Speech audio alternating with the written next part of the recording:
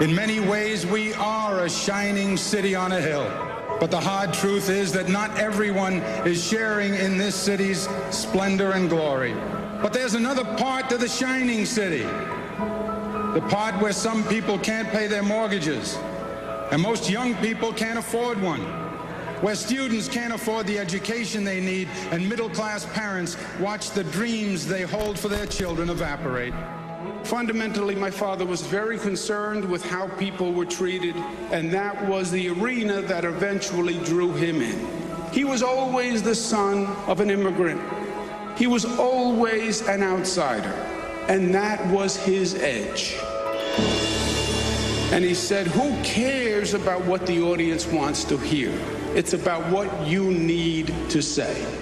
I remember going to Washington and begging for dollars for drug treatment. I remember making the case to the Congress over and over. My God, we do not produce heroin in the Bronx. We do not create cocaine in Queens. So I beg you, not for an army, not for a navy, not for prisons, just a little money for treatment. Just a little money to save these children who were lost because of your failure.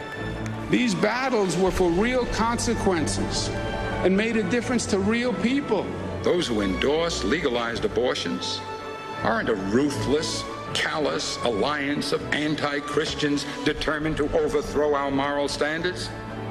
In many cases, the proponents of legal abortion are the very people who have worked with Catholics to realize the goals of social justice set out by popes in encyclicals. In the first principle of our democratic commitment, the politics of inclusion, opportunity for all of our people, not just the fit and the fortunate, all the people from wherever, of whatever color, of whatever creed, of whatever sex, of whatever sexual orientation, all of them equal members of the American family. What is our mission in this place? Your mission is to lock arms, all of you, and repair the universe. Your job is to make it as good as you can make it. That's all there is.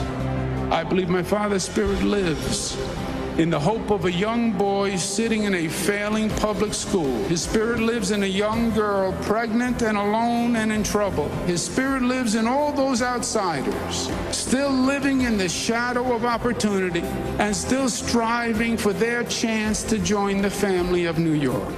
We must make the American people hear our tale of two cities. We must convince them that we don't have to settle for two cities, that we can have one city, indivisible, shining for all of its people. Please make this nation remember how futures are built. Thank you, and God bless. He was a man of principle, of honor, of duty, of service.